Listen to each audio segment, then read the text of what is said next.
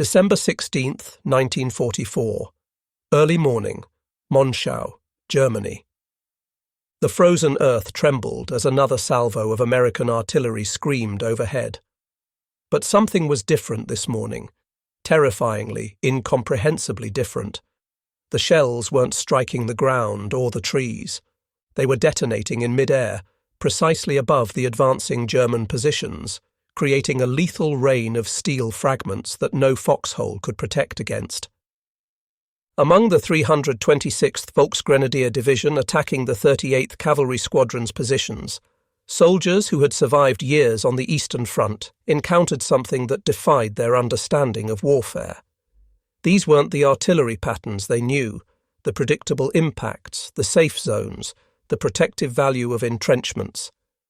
This was death delivered from above with mathematical precision. At that moment, Colonel Oscar Alfred Axelson of the 406th Artillery Group had just made one of the most consequential unauthorized decisions of the Battle of the Bulge. Against standing orders without permission from higher command, he had ordered his gunners to load shells equipped with the most closely guarded secret in the Allied arsenal, proximity fuses. These devices, containing miniature radar systems that could detect their distance from targets and detonate at the optimal height, would multiply artillery lethality by a factor of 50. The mathematics of death were about to be rewritten in the frozen forests of the Ardennes. What the German soldiers couldn't know was that they had just encountered a weapon so revolutionary that it would transform not just this battle, but the very nature of warfare itself. The storm unleashed. Operation Watch am Rhein, Watch on the Rhine, had begun with tremendous promise for the Wehrmacht. Hitler's last gamble involved 200,000 German soldiers, 1,000 tanks, and nearly 2,000 artillery pieces, all massed in secret through the fog-shrouded Ardennes. The Führer had assured his generals that this offensive would split the Allied armies and recapture Antwerp, turning the tide of a war that was slipping inexorably toward defeat. The initial bombardment at 0530 hours on December 16th had achieved complete tactical surprise. German artillery fired at a rate of 1,600 rounds per minute along the 85-mile front. American intelligence had failed catastrophically. They hadn't detected the massive build-up, and many frontline units were either green replacements or exhausted veterans sent to this quiet sector for rest. But at Monschau, Colonel Axelson faced an impossible tactical situation. The 38th Cavalry Squadron, a small reconnaissance unit, was being overwhelmed by superior German forces. Conventional artillery couldn't stop the assault. In desperation, Axelson made his historic decision: deploy the secret proximity-fused shells without authorization. He would later face potential court-martial for this choice, but in that moment he recognized that following orders meant certain defeat.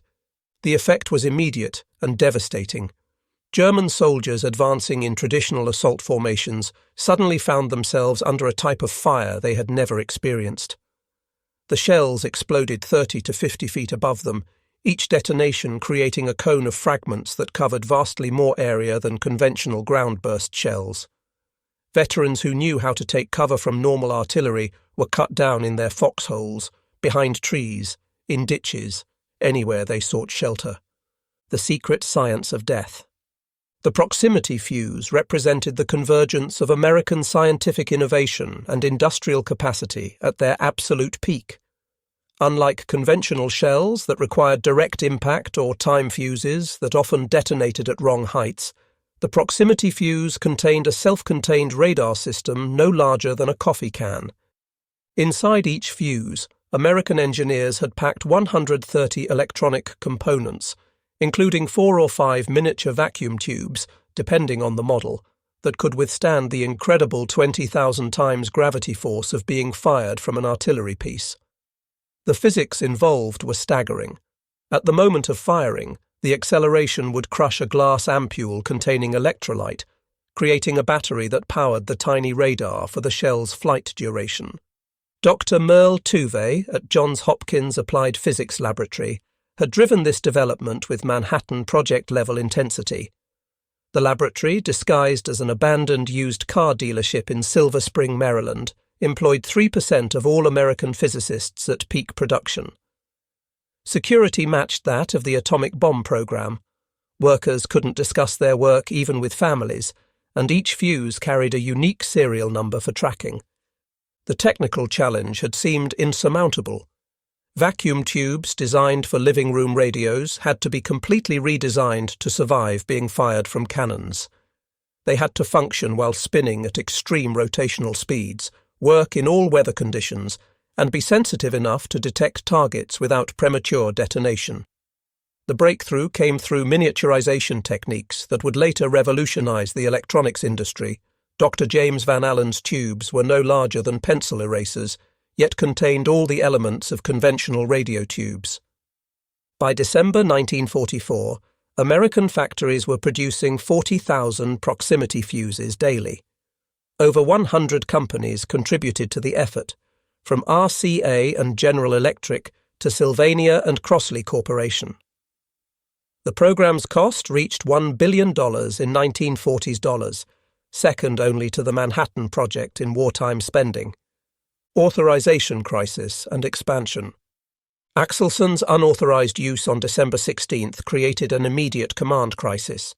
He had violated direct orders restricting proximity fuses to anti-aircraft use, fearing that captured examples might be reverse-engineered by the Germans. But the devastating effectiveness at Monschau was undeniable. The German attack had been stopped cold with casualties that shocked both sides. Word of the weapon's impact reached Supreme Headquarters rapidly. General Eisenhower, recognizing the desperate situation developing across the Ardennes, formally requested authorization on December 19th. By December 21st, all restrictions were lifted, and proximity fuses were released for general ground combat use across the entire Bulge battlefield. The rapid distribution that followed demonstrated American logistical superiority. Within days, proximity-fused shells were being delivered to artillery units throughout the Ardennes. The 463rd Parachute Field Artillery Battalion at Bastogne received their allocation just as the German ring closed around the town. The 420th Armoured Field Artillery Battalion, with their M7 Priest self-propelled howitzers, began using them to defend the northwest approaches.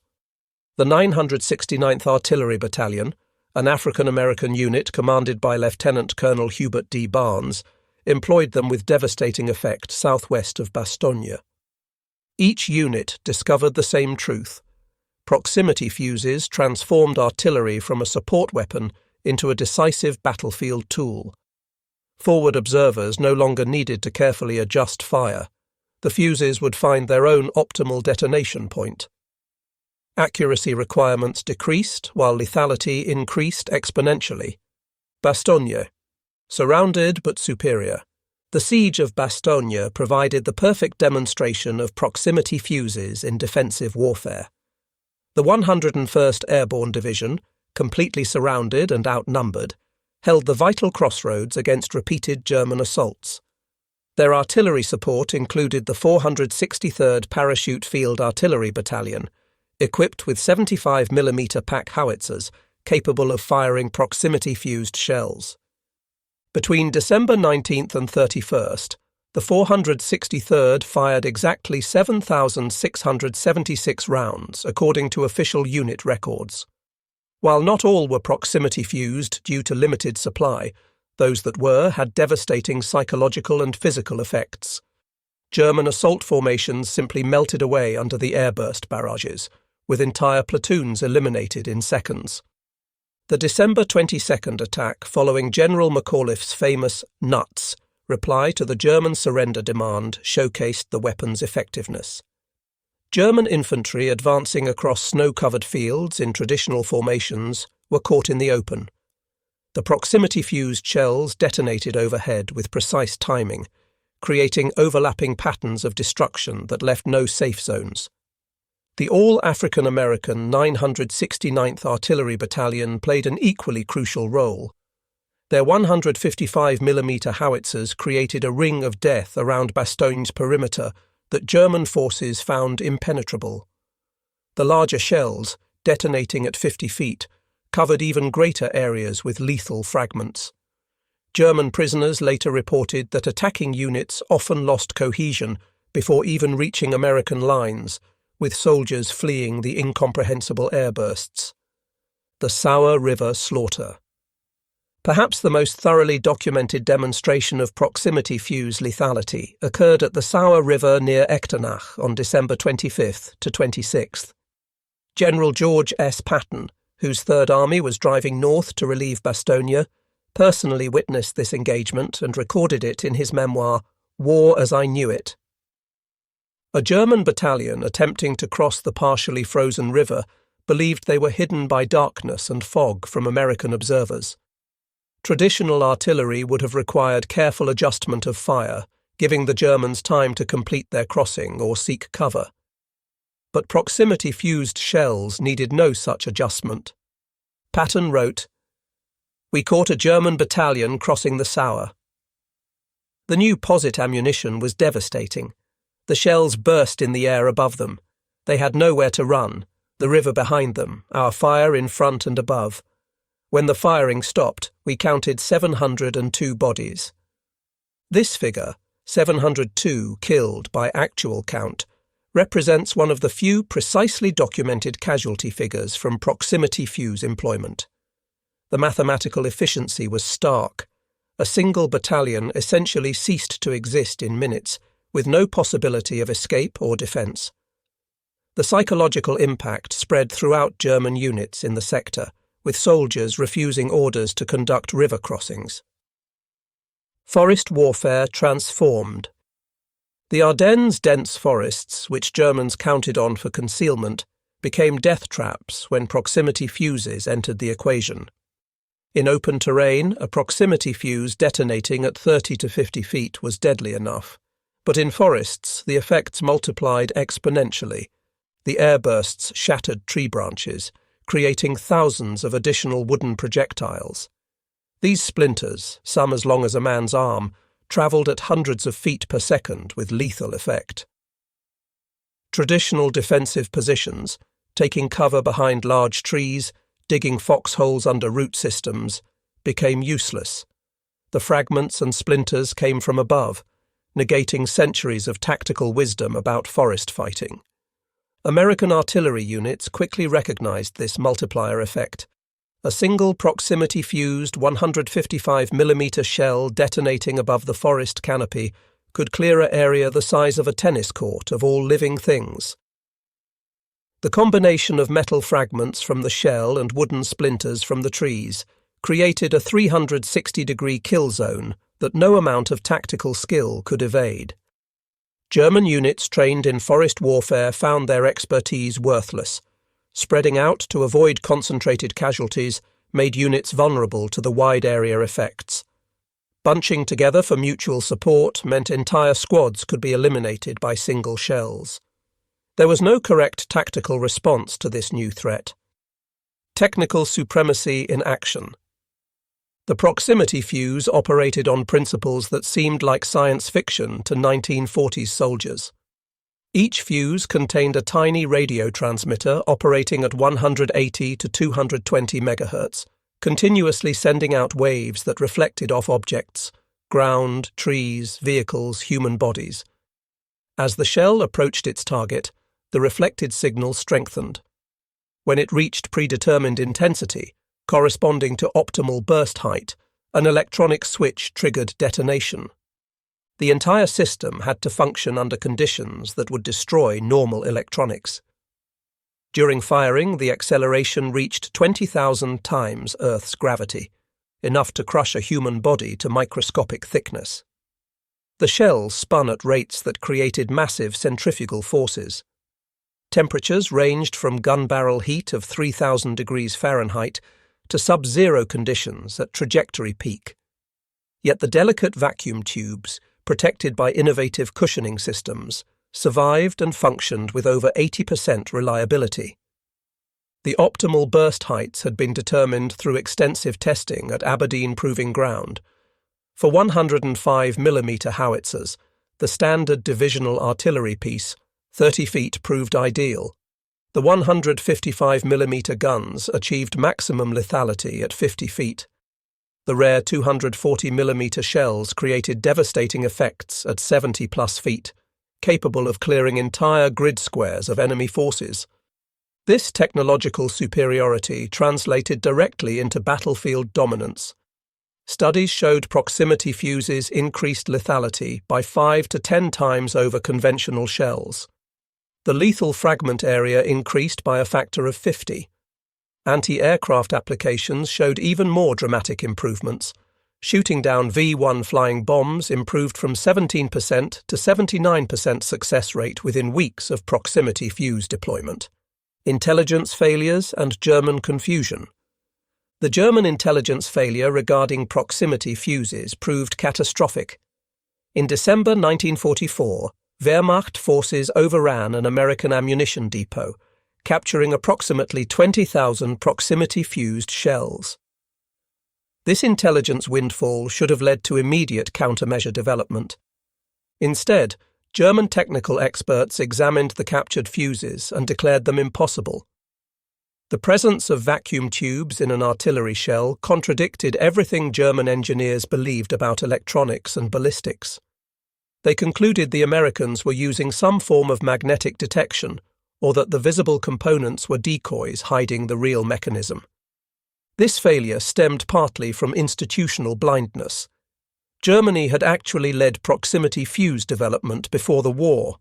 Rheinmetall Borsig and AEG Berlin had working prototypes by 1940. But Hitler's order cancelling all weapons projects requiring more than 6 months to production had terminated the program. German engineers couldn't believe the Americans had solved problems they themselves had abandoned. The irony deepened when considering German technical capabilities. Their electrostatic proximity fuses showed 95% reliability in tests, using electrical capacitance changes rather than radar. Had development continued, Germany might have fielded proximity fuses by 1941. Hermann Göring would later admit during interrogation that German fuses were 3 or 4 months from production when the war ended. The Christmas catastrophe. December 25, 1944, brought no holiday respite. German units attempting to use Christmas for resupply and reorganization discovered that proximity fuses recognized no ceasefires. Field kitchens, supply convoys, and assembly areas came under devastating bombardment that required no forward observers. The 420th Armoured Field Artillery Battalion alone fired over 1,000 rounds on Christmas Day, most proximity fused. Their M7 Priest self-propelled howitzers delivered rapid, accurate fire that caught German units completely unprepared. The ability to fire effectively without observation, in poor weather, during darkness, transformed artillery from a daylight weapon into a 24-hour threat. The psychological impact was severe.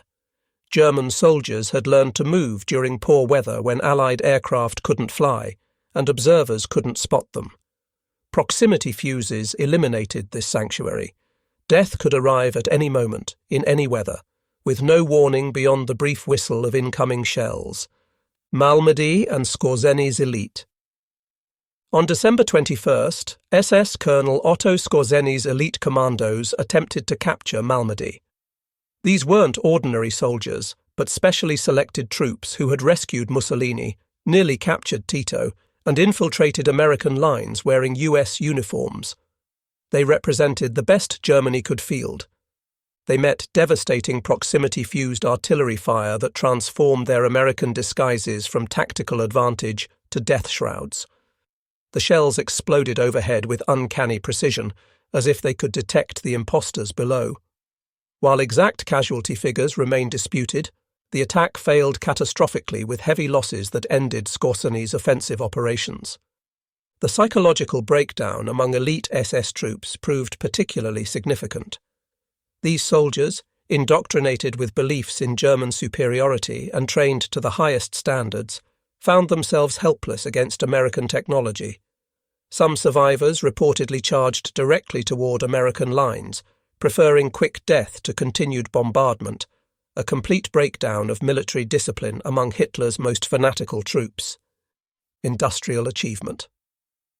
The production miracle behind proximity fuses matched any wartime industrial achievement. By December 1944, over 100 American companies had converted to fuse production. The Crosley Corporation abandoned refrigerator manufacturing for fuse assembly. Emerson Radio retooled from home electronics to weapons production. Sylvania, RCA, and General Electric dedicated entire facilities to the program. Quality control exceeded anything previously attempted in mass production. Each of the 130 components underwent individual testing. Every solder joint was inspected under magnification. Random samples were actually fired to ensure survival under combat conditions. The rejection rate was ruthless. Any component showing slight deviation was discarded. The workforce, predominantly women, maintained this precision while working 12-hour shifts, 6 days a week. They couldn't know what they were making due to security compartmentalization. They only knew it was vital to the war effort. By December 1944, they were producing one proximity fuse every 2 seconds around the clock. The cost reduction achieved was remarkable. In 1942, each fuse cost $732, more than a worker's annual salary. By December 1944, mass production had driven costs to $18 per unit while maintaining quality. This efficiency allowed the production of 22 million fuses during the war, with 200,000 deployed during the Battle of the Bulge alone. Patton's arithmetic.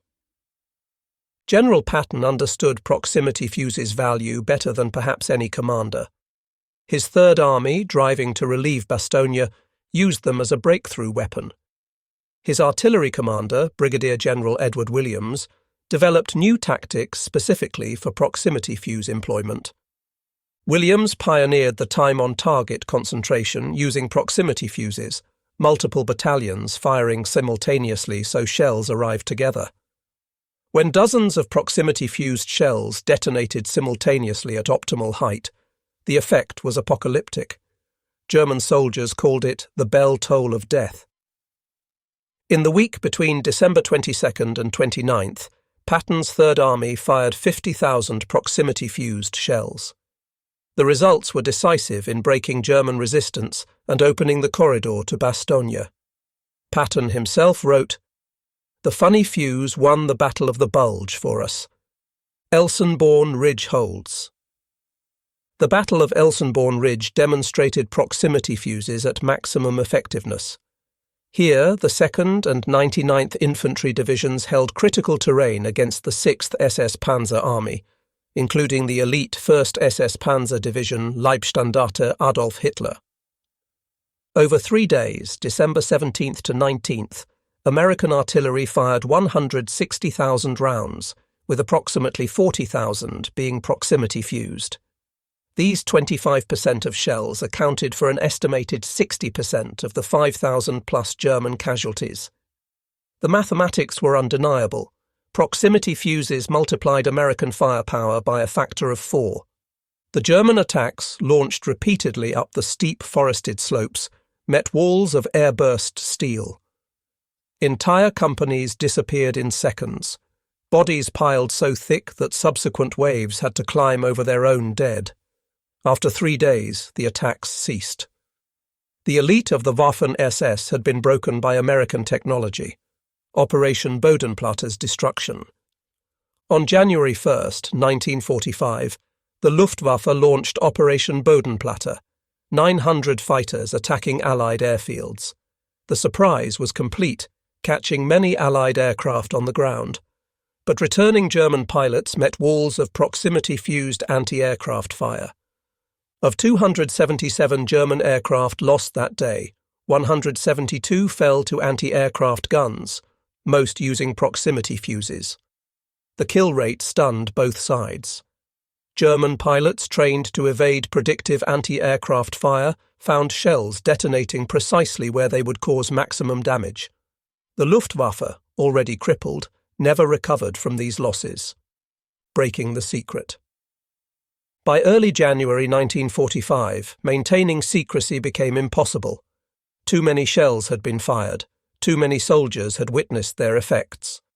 On January 6th, the War Department authorized limited disclosure. The New York Times reported on a new type of artillery shell that multiplies the effectiveness of American guns, without explaining the technology. German intelligence finally grasped the weapon's significance too late. A January 10th report from Foreign Armies West stated, "The Americans possess a radio-controlled artillery fuse that detonates shells at optimal height for anti-personnel effect. This weapon has caused severe casualties among our forces in the Ardennes. No effective countermeasures exist." Strategic Impact Assessment. Post-war analysis revealed proximity fuses' decisive impact. Field Marshal Gerd von Rundstedt stated, "The proximity fuse was decisive. Our attacks broke down not because of American courage, though they fought well, but because of artillery that seemed to have eyes." General Hasso von Manteuffel, 5th Panzer Army commander, testified, "The American artillery was the terror of our soldiers, especially the new shells that exploded in the air. They caused panic even among veteran troops." The statistics tell the story. 200,000 proximity-fused shells fired, accounting for an estimated 15,000 to 20,000 German casualties, up to 20% of total German losses. The weapon achieved 5 to 10 times greater effectiveness than conventional ammunition, while requiring no forward observation in poor weather. The human cost. Behind every statistic lay human tragedy. German soldiers, many of them teenagers conscripted in the war's final stages, died in ways that traditional warfare had never contemplated. They were killed by weapons that seemed to possess intelligence that could find them wherever they hid. American production workers paid their own price. Factory accidents were hushed up for security. Workers at Crosley Corporation, Emerson Radio, and other facilities suffered breakdowns from stress and exhaustion. They produced weapons of unprecedented lethality without knowing what they were making, carrying that burden in enforced silence. Yet the moral calculation of war is never simple. The Battle of the Bulge cost 19,000 American lives. Without proximity fuses, how many more would have died? How much longer would the war have lasted? How many more Holocaust victims would have perished while battles raged? Every day the war shortened, potentially saved thousands in concentration camps awaiting liberation. Technological legacy. The proximity fuse program generated advances that transformed post-war technology. The miniaturized vacuum tubes became foundations for modern electronics. Quality control procedures established for fuse production became industry standards. The organizational methods coordinating hundreds of suppliers pioneered modern supply chain management. Dr. James Van Allen applied his miniaturization expertise to satellite instrumentation, later discovering Earth's radiation belts. The radar principles evolved into modern systems. The concept of autonomous sensors making decisions became the foundation for guided missiles and eventually all smart weapons. Every precision-guided munition today descends from the proximity fuse, the first weapon that could sense its environment and choose when to detonate. The revolution begun in the Ardennes continues on modern battlefields where smart weapons dominate warfare. Final reckoning. The Battle of the Bulge ended January 25, 1945, with German forces in full retreat. Hitler's last offensive had cost Germany approximately 100,000 casualties while achieving nothing. American losses totaled 75,000, including 19,000 killed. The proximity fuse had proven itself not just as a weapon, but as a war winner. General Eisenhower's assessment that German possession of proximity fuses might have made D-Day exceedingly difficult, perhaps impossible, underscores their strategic importance. They weren't merely an artillery improvement, but a revolutionary technology that fundamentally changed warfare's mathematics. The German soldiers who faced proximity-fused artillery experienced something unprecedented: death delivered by shells that seemed intelligent, that could find them anywhere, that transformed the very air into a killing zone. Their experience marked warfare's transformation into the technological age. From Colonel Axelson's unauthorized first use on December 16, 1944, through the systematic deployment of 200,000 shells across the Ardennes, proximity fuses demonstrated that scientific innovation could provide decisive military advantage. The convergence of American industrial capacity, scientific genius, and tactical adaptation created a weapon that helped determine the war's outcome. The proximity fuse story is ultimately about transformation, technological, tactical, and human. It proved that industrial democracy could produce weapons of devastating effectiveness, that innovation could overcome numerical disadvantage, that the side with superior science would likely prevail. These lessons shaped not just World War II's remainder, but the entire structure of warfare that followed.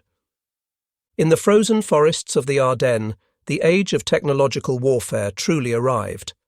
The mathematics of death were rewritten by tiny radar sets in artillery shells, forever changing how humans wage war. The German soldiers who died beneath proximity-fused airbursts were casualties not just of a particular battle, but of a revolution in military affairs that continues shaping our world today.